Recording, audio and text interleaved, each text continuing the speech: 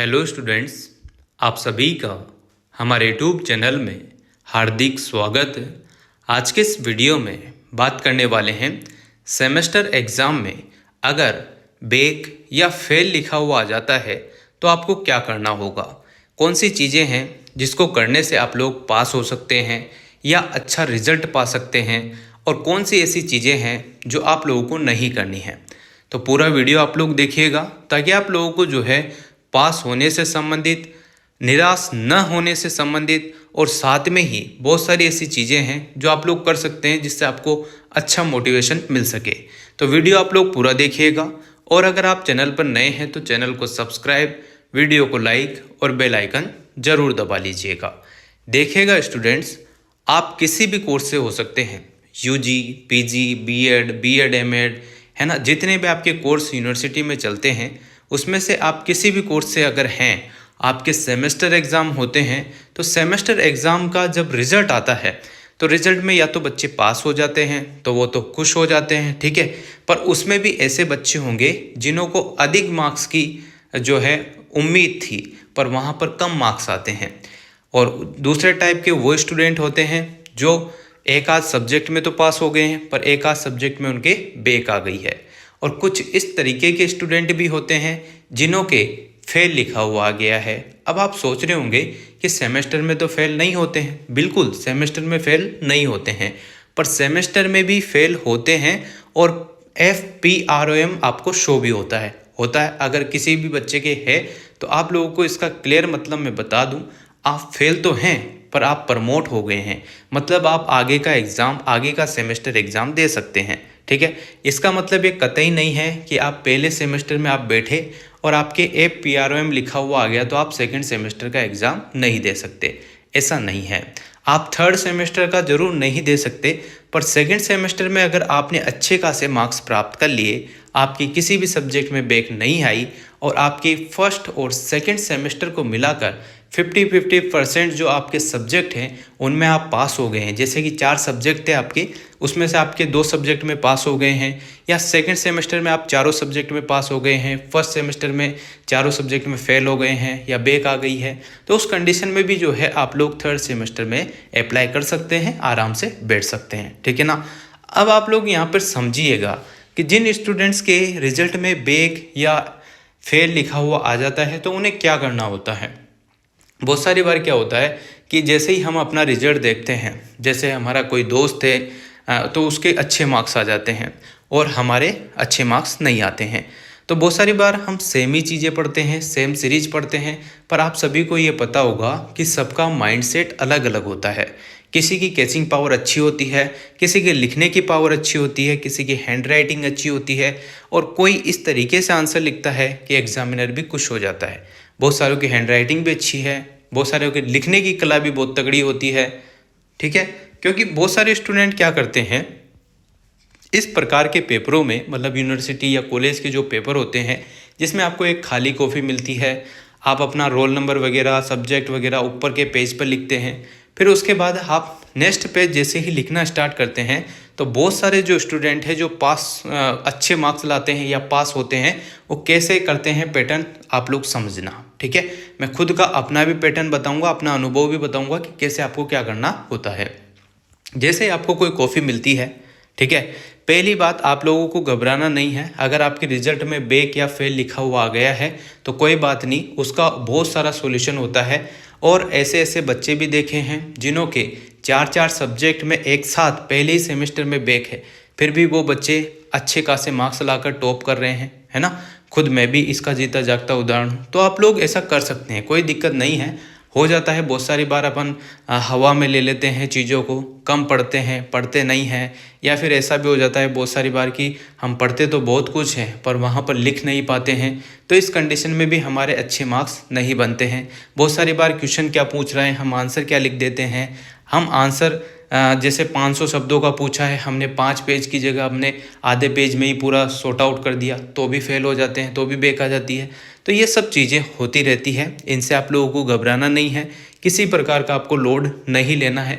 जो जो बातें मैं आपको शेयर करूँगा आपको पॉजिटिव एटीट्यूड देगी, एक अलग तरीका देगी सोचने समझने का, और आपको कॉफ़ी लिखने का भी जो है अभ्यास हो जाएगा, कैसे सोल्व करना होता है पेपर वो भी सीखने में आ जाएगा। ठीक है, तो देखो, जब भी आपको कोई कॉफ़ी मिलती है एग्ज़ाम की, आपने जो भी पढ़ा था, ज़्यादातर स्टूडेंट सीरीज़ से ही पढ़कर जाते हैं, क्योंकि एक सेमेस्टर ख़त्म नहीं होता उसके पहले दूसरा सेमेस्टर तैयार हो जाता है। तो कौन पढ़ाएगा आपको कॉलेज में, और पढ़ा भी देंगे तो आपको पता है यूनिवर्सिटी और कॉलेजों की हालत ऐसी है कि वहाँ पर जो प्रोफेसर लगे हुए हैं उन्हें आधे से ज़्यादा काम तो नॉन टीचिंग स्टाफ का करना पड़ता है। समझ रहे हो, कभी क्या आ रहा है, कभी कौन आ रहा है, कभी कैसा हो रहा है, और आधे लोग जो है स्टूडेंट ही कम आते हैं तो वो भी ज़्यादा ध्यान नहीं देते हैं। ठीक है, तो ऐसी कंडीशनें कॉलेजों में और यूनिवर्सिटी में होती रहती है। आप खुद परिपक्व हो चुके हैं, अब आपको ही समझना होगा, क्योंकि कॉलेज में आने का मतलब है कि खुद से ही चीज़ें करनी पड़ेगी। जैसे ही आप एग्ज़ाम नज़दीक आते हैं, आप सीरीज पढ़ते हैं। बहुत सारे स्टूडेंट 1 महीने पहले ही सीरीज पढ़ना स्टार्ट कर देते हैं, बहुत सारे स्टार्टिंग से ही कर देते हैं, तो वो उन को बेनिफिट ही देता है। जो बच्चे एक दिन पढ़कर जाते हैं उनको लॉस होता ही है। ठीक है, एक दिन पहले पढ़कर जाने वाले बच्चे या तो अच्छा मेमोरी कैचअप हो, उनका अच्छा माइंड सेट हो, एक ही बार में उनको पढ़ने में समझ में आ जाता हो, तभी जाके उनका काम चल सकता है। और ये इजी भी है कि अगर आप एक दिन पहले भी पढ़ के जा रहे हैं तो भी चीज़ें हो जाती हैं, मतलब पास तो आप हो ही जाते हैं। और अगर आप थोड़े टाइम से पढ़ रहे हैं तो आपके अच्छे मार्क्स बनेंगे, सीधी सी बात है। ठीक है, जितनी ज़्यादा प्रैक्टिस होगी, जितना ज़्यादा अभ्यास होगा, उतने अच्छे मार्क्स आपके बन जाते हैं। जैसे ही आप लोगों को कॉफ़ी मिलती है, आपको पेपर भी मिलता है, कॉफ़ी भी मिलती है। पेपर मिलते ही आप लोगों को सबसे पहले ये नहीं सोचना है कि मुझे सब आ गया, या ये भी नहीं सोचना है कि मुझे कुछ भी नहीं आ रहा। ठीक है, आपको एक रिलैक्स पोजीशन में रहना है, नॉर्मली आपको पेपर लिखना है। ये तो आपका टारगेट होना ही चाहिए कि मुझे 35 पेज में से 30 प्लस पेज तो भरने हैं 3 घंटे में, किसी भी हाल में कैसे भी करके मैं भरूँगा। एक आध पेपर में अगर 25 प्लस पेज भी भर पा रहे हैं तो कोई दिक्कत नहीं है, क्योंकि कोई कोई पेपर ऐसा भी आता है जिसमें अपन नहीं लिख पा रहे हैं ढंग से, जिसमें आर्ट्स वाले जो स्टूडेंट हैं, बीएड वाले जो स्टूडेंट हैं, एमएड वाले हैं, बीएससी बीएड, बीए बीएड वाले स्टूडेंट, इनके ज़्यादातर जो सब्जेक्ट होते हैं वो लिखने वाले होते हैं। उनमें अगर आप कुछ भी नहीं पढ़े हो तब भी आप आराम से लिख सकते हैं, क्योंकि आप कॉलेज तक आ चुके हैं और आपने पीछे 6ठी 7वीं 8वीं 9वीं 10वीं 11वीं 12वीं में कुछ ना कुछ तो ऐसा पढ़ा ही होगा कि उसके बारे में आप लिख सकते हो। ठीक है, तो ऐसी कोई दिक्कत, जैसे बीएससी वाले हैं साइंस स्ट्रीम के, जैसे मैथ बायोलॉजी बॉटनी वॉटनी, इनमें पढ़ना पड़ता है। कॉमर्स वाले हैं उनके भी ऐसे सब्जेक्ट है जिनमें पढ़ना पड़ता है। इकोनॉमिक्स वाले हैं आर्ट्स में भी, उनको भी थोड़ा पढ़ के देख के जाना पड़ता है, आंकड़े वांकड़े। बाकी जो हिस्ट्री वाले हैं, हिंदी वाले हैं, ठीक है, जिन्हों की इंग्लिश भी अच्छी है वो भी लिख देते हैं आराम से। पॉलिटिकल साइंस वाले हैं, ज्योग्राफी वाले, ये आराम से कॉफ़ी भर सकते हैं, लिख सकते हैं। बीएड वाले तो लगभग सभी लिख सकते हैं, सभी भर सकते हैं। जितना कॉफ़ी लिखोगे, अच्छे से लिखोगे, अच्छी राइटिंग में लिखोगे, अच्छे पॉइंट बनाकर लिखोगे, तो आपको बेनिफिट होना तय है। ठीक है, तो देखो, सबसे पहले आप क्या करेंगे, पेपर मिलते ही उसको शांति से रिलैक्स होकर थोड़ी देर आपको पढ़ना है। मतलब 5 मिनट तो कम से कम आपको पढ़ना ही है कि क्या क्या आया है, क्या क्या नहीं आया है, कौन सा क्वेश्चन आपको पहले करना है सॉल्व, और फिर सेकंड पे कौन सा, थर्ड पे कौन सा, इस टाइप से आप लोग पहले ही प्लानिंग कर लें, जैसे ही पेपर मिलता है वैसे ही। ठीक है, 5 मिनट अगर आप यहाँ पर ले भी लेते हैं तो कोई दिक्कत वाली बात नहीं है। आपको पेपर का पैटर्न समझ में आएगा और क्या क्या लिखना है, कितना लिखना है, वो सब समझ में आ जाएगा। अब आपको जैसे ही पेपर मिलता है तो ज़्यादातर सेमेस्टर जो एग्ज़ाम होते हैं उनमें 2 खंड आते हैं, खंड ए और खंड बी। खंड ए जो आता है उसमें ओनली जो है नॉर्मल क्वेश्चन होते हैं, यानी कि 20-20 शब्दों के, या तो ज़्यादा से ज़्यादा 20 शब्द लिख सकते हो आप लोग। तो 20 शब्द आप कितना मानते हैं, 2 लाइन 4 लाइन, ठीक है, इससे ज़्यादा आपको नहीं लिखना होता है। और अगर हम भाग सेकंड की बात करें, यानी कि खंड सेकंड की बात करें या खंड बी की बात करें, तो उसमें आते हैं आपके निबंधात्मक टाइप में प्रश्न आते हैं। जब भी निबंधात्मक प्रश्नों को आप देखते हैं तो उसका वेटेज ज़्यादा होता है, और जो अति लघुतरात्मक या छोटे जो क्वेश्चन होते हैं खंड ए के, उनका वेटेज थोड़ा कम होता है। ठीक है, जैसे कि आप लोगों के मान लो 100 नंबर का कोई पेपर है, जिसमें से 20 नंबर का तो आपका खंड ए रहेगा और 80 नंबर का पैटर्न रहेगा आपका खंड बी का। तो आपको फोकस कहाँ करना है।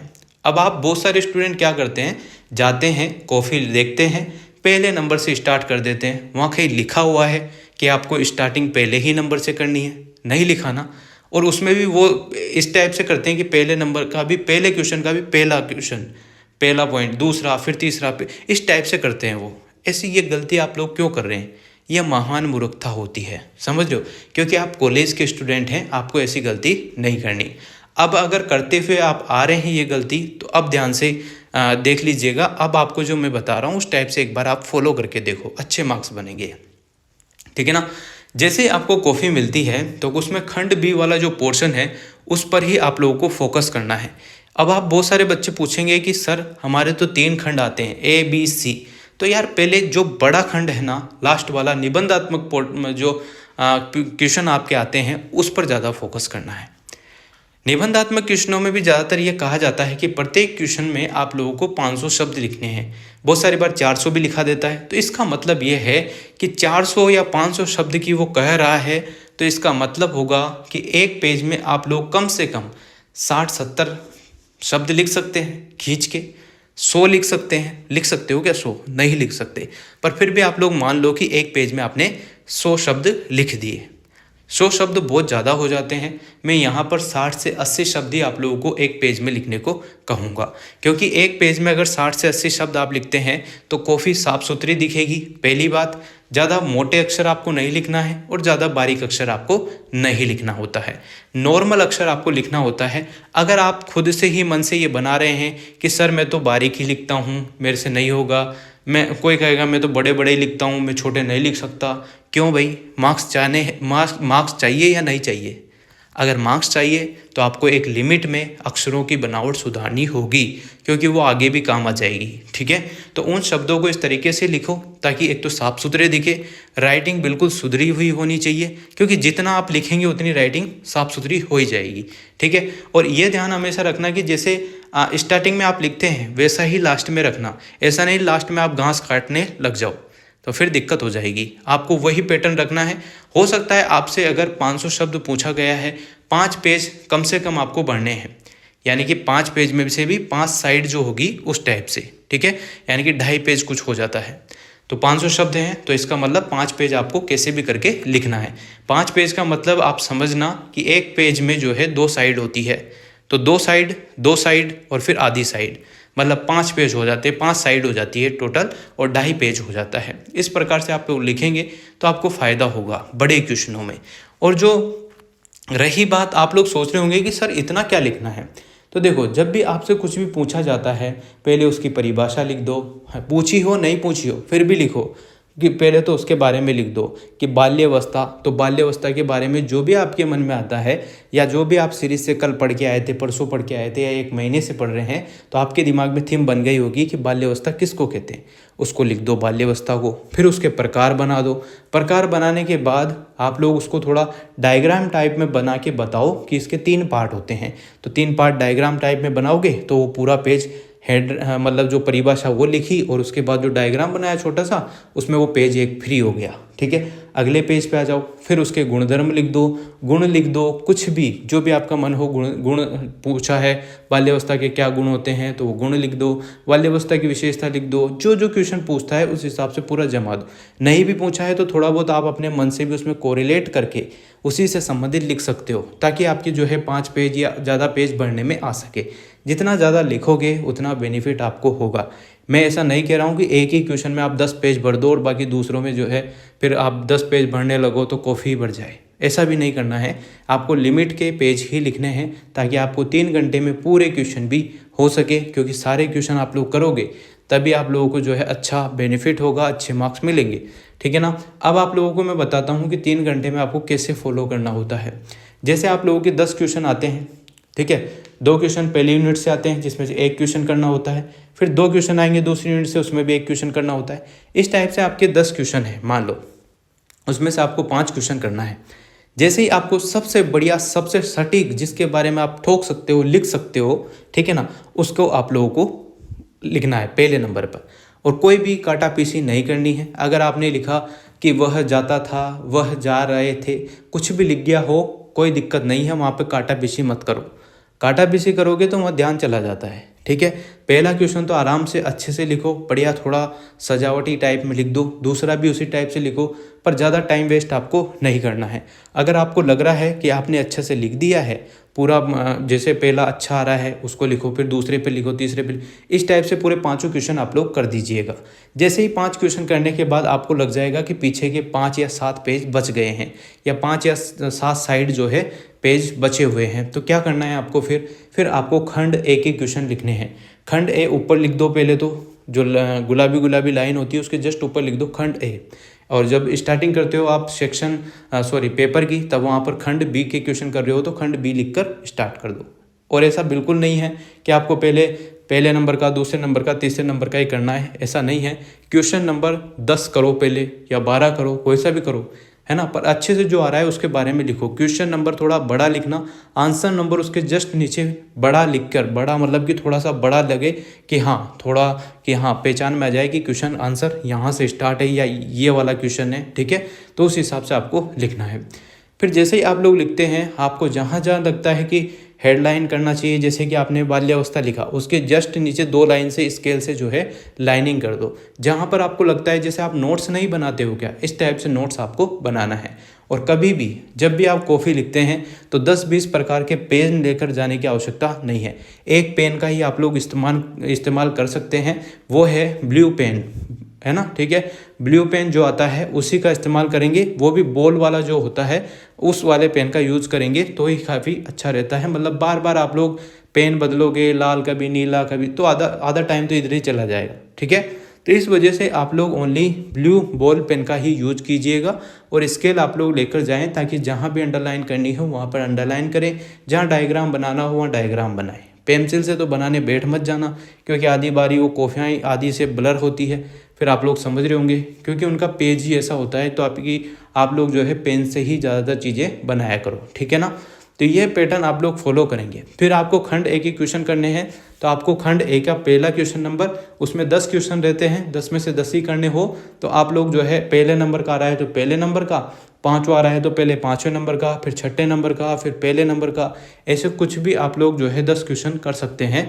और ये जो 10 क्वेश्चन रहेंगे आपके 3 घंटे का जो वेटेज है, उसमें से आप लोगों को ज़्यादा जो फोकस करने वाली चीज़ है वो निबंधात्मक प्रश्नों पर है। 3 घंटों में से आप लोग जो है ज़्यादातर टाइम, जैसे कि कोई बच्चा 2 घंटे या 2.5 घंटे या सवा घंटा, कम से कम आप लोगों को निबंधात्मक प्रश्नों पर देना है। खंड बी वाले जो क्वेश्चन हैं उन्हीं पर देना है। किसी के खंड सी हो तो उस टाइप से मैनेज कर लेना, पहले निबंधात्मक, फिर लघुतरात्मक, फिर अति लघुतरात्मक, ठीक है।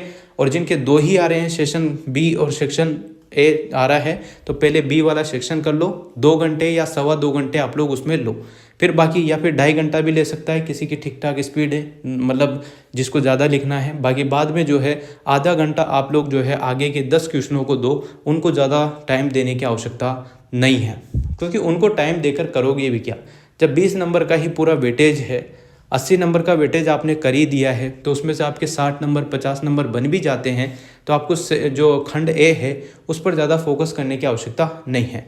और जो खंड ए वाले जो क्वेश्चन रहते हैं उनको आप लोगों को इतना बार बार पढ़ने की भी आवश्यकता नहीं है। जो आ रहा है तो कर दो, नहीं आ रहा है तो कुछ भी अपने मन से लिख दो, पर करने सारे क्वेश्चन है, छोड़ के एक भी नहीं आना है। इस टाइप से आप लोग करेंगे तो आपके अच्छे मार्क्स बन जाएंगे, ठीक है। ये तो रहा पूरा पैटर्न जिस पर आप लोग अच्छे से काम कर सकते हैं और अच्छे मार्क्स ला सकते हैं। ये पैटर्न उन बच्चों के लिए भी फॉलो होता है जो बिल्कुल भी नहीं पढ़कर जा रहे हैं, ठीक है। अब हम बात करते हैं कि अगर आपके बैक या फेल लिखा हुआ आ रहा है तो क्या करना होगा। जब भी आपकी मार्कशीट में बैक या फेल लिखा हुआ आता है तो आप लोग निराश हो जाते हैं, काफ़ी उदास से हो जाते हैं, काफ़ी नेगेटिव सोचते हैं। पर यहाँ पर आप लोगों को करना क्या है, जैसे ही रिजल्ट में बैक या फेल लिखा हुआ आता है तो सबसे पहले तो आप लोगों को ये देखना है कि आप बैक या फेल का शिकार कौन से सब्जेक्ट में हुए हैं, किस वजह से हुए हैं, ठीक है। बैक या फेल जब आता है जब 100 में से आपके 40 नंबर नहीं आ रहे हैं, कहने का मतलब ये हुआ कि 40% से कम मार्क्स अगर आपके बनते हैं तो आप लोगों को फेल या बैक जो है रिजल्ट में शो हो जाती है। अदरवाइज़ अगर आपके 40% से अधिक मार्क्स हैं तो आप पास हो जाते हैं, ठीक है ना। ये बात तो समझ में आई गई होगी। अब जैसे ही आपको लग रहा है कि हाँ मेरे बैक आ गई, तो बहुत सारी बेवकूफ़ भरी बातें आपको नहीं करनी है। एक नॉर्मल सा प्रोसेस है, टेंशन होती है, सब होता है, ठीक है ना। बहुत सारे एडवर्टाइज भी करते हैं, वो एडवर्टाइज ही होता है, जब आप पास हो जाएंगे बाद में बड़े होकर, तो आपको समझ में आएगा कि हाँ रियल में भी ये सब चीज़ें इतनी भारी चीज़ें नहीं होती है, एक नॉर्मल ही प्रोसेस होता है। क्योंकि बहुत सारे बच्चे 4-4 बैग भी हैंडल करके बैठे हुए हैं, कोई टॉप करके भी बैठे हुए हैं। तो हम एक या पेपर में या 2 पेपर में अगर बैक है तो निराश होने की कहाँ आवश्यकता है। बस आपको ये सोचना है कि आपको जो या तो बैक आने के बाद या फेल होने के बाद आपको उसका रिवोल्यूशन का फॉर्म भरना है। जब भी आपको रिवोल्यूशन का फॉर्म भरना होगा तो उसमें पैसे लगते हैं 300 रुपये एक पेपर का, ठीक है। तो वो पैसे एक्स्ट्रा जा रहे हैं। अगर आप पहले ही पास हो जाते तो आपको पैसे एक्स्ट्रा नहीं देने होते हैं, बस इतना सा फ़र्क पड़ता है। जैसे ही आप लोगों ने रिवोल्यूशन का फॉर्म भरा, रिवोल्यूशन के फॉर्म भरने का प्रोसेस मैंने बार बार हर वीडियो में ज़्यादातर में बता ही रखा है, आप लोग फॉलो कर लीजिएगा।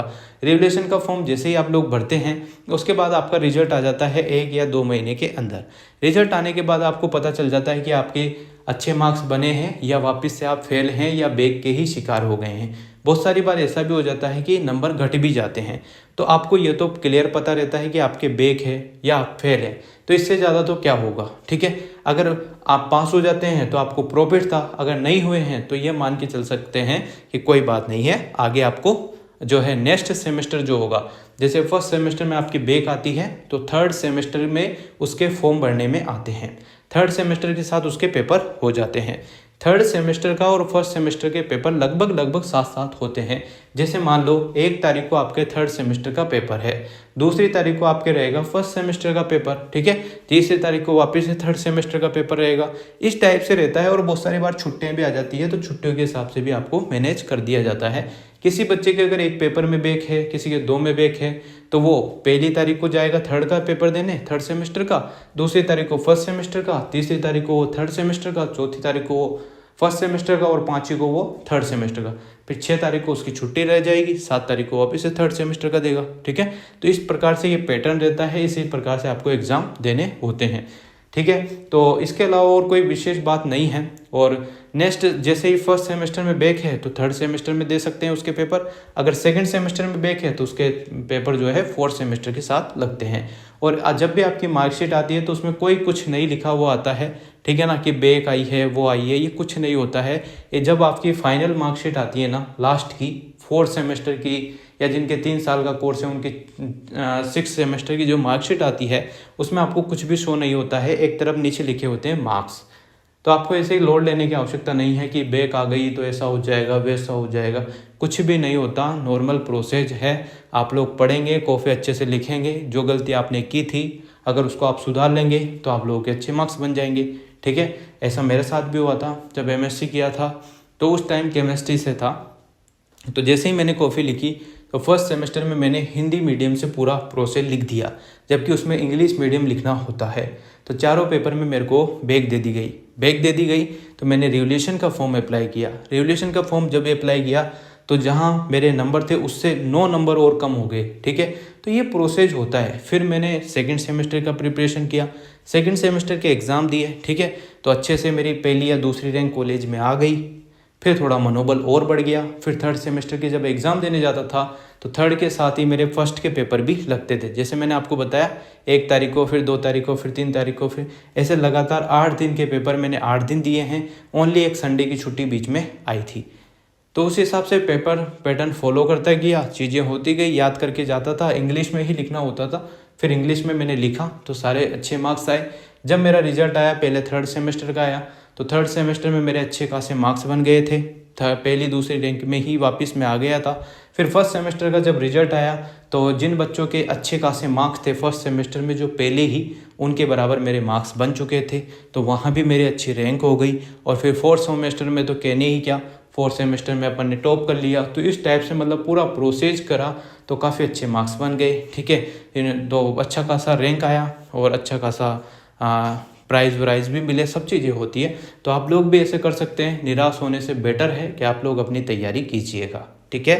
तो उससे ही आपका काम आसान होगा। तो इस प्रकार से आप लोग अपना पैटर्न फॉलो कर सकते हैं। बैक वैक आ जाती है तो निराश विराश ना हो, जो बताया है उस हिसाब से आप लोग करें। सब चीज़ें अच्छी होती है, सब चीज़ पॉजिटिव होती है, ठीक है। तो थैंक यू सो मच। अगर आपको कोई भी दिक्कत आती है, कोई भी चीज़ नहीं समझ में आ रही हो, तो आप लोग इंस्टाग्राम टेलीग्राम पर मैसेज भी कर सकते हैं और कमेंट भी कर सकते हैं यूट्यूब पर, ठीक है। तो once again thank you so much. Video अगर आपको अच्छी लगी हो तो like, comment, share and subscribe.